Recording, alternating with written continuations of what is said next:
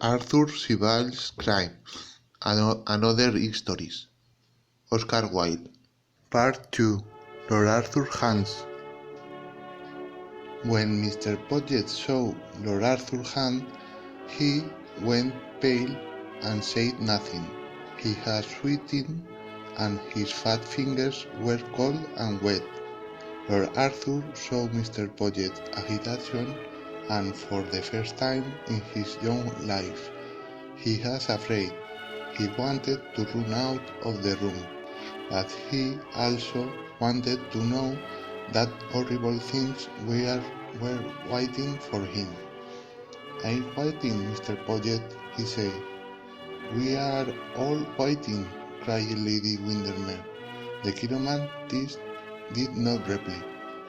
Suddenly, Mr. Podgett let go of Lord Arthur's right hand and took the left one. He examined it so closely that his glasses almost touched the palm. For a moment, his face became a white mask of horror. He then recovered his self-control and, pretending to smile, said, "It is the hand of a charming young man." "Of course it is," answered Lady Windermere. "But will he be a charming husband?" "We want details, Mr. Podgett. What is going to happen to Lord Arthur?" "Well, in the next few months, Lord Arthur will go on a journey." "Oh, yes, his honeymoon, of course, and lose a distant relative," Mr. Podgett added. "Well, I am very disappointed," said Lady Windermere. "I have nothing to tell Savile tomorrow. No one is interested in distant relative these days. Come on, let's go and eat, if there is anything left to eat, of course." The Duchess, her daughter Flora, and Sir Thomas walked towards the dinner room. At the same time, Lord Arthur Savile remained standing where he was.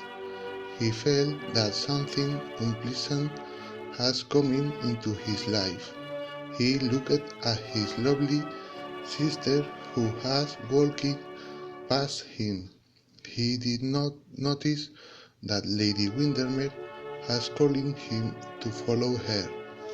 He thought of Savile Merton and the idea that anything could separate them both teared to his eyes.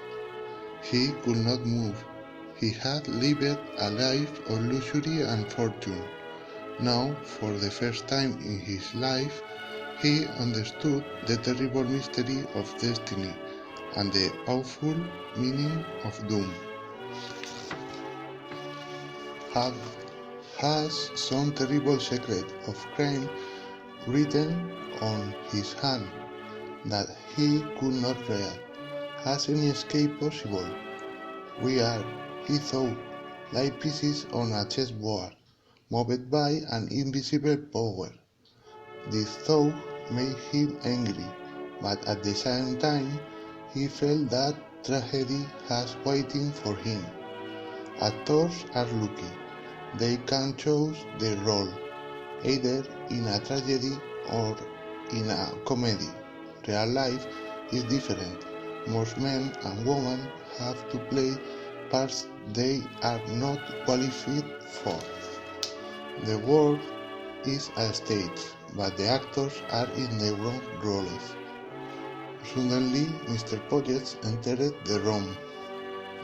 When he saw Lord Arthur, his fat face turned a green-yellow color. The two men looked at each other. For a moment there was silence. Mr. Podgett did not want to talk and tried to avoid. "Lord Arthur, where is the Duchess, Chloe?" "Ah, here it is. Good evening. Mr. Podgett, I am going to ask you a question, and I want you to give me a simple answer." Another time, Lord Arthur, the Duchess is waiting, replied Mr. Podget. Lord Arthur walked towards Mr. Podget and offered him his hand again. Tell me that you saw there, he said. Tell me the truth. I must know it. I not a chill. Mr. Podget played nervously with his watch chain. Why do you think I saw anything in your hand, Lord Arthur? I know you did. I insist you tell me. I will pay you £100, Mr. Podget looked interested. Guineas, said Mr. Podget in a low voice. Certainly. I will send you a check tomorrow. What is your clue? I have no clue at present, Lord Arthur. This is my address. Mr. Podget gave Lord Arthur his card. Mr. Septimus R. Podget, professional chiromanist, 103A West Moon Street. My hours are from 10 to 4 with reduction for families, Mr. Podget said. Be quick, cried Lord Arthur. He looked very pale and showed him his hand. It will take a little time. Lord Arthur, please sit down. Lord Arthur had not angry. Be quick, sir, cried Lord Arthur a second time. Mr. Podget smiled and pulled a small magnificent glass out of his pocket. He cleaned it carefully with his handkerchief. I am ready, he said.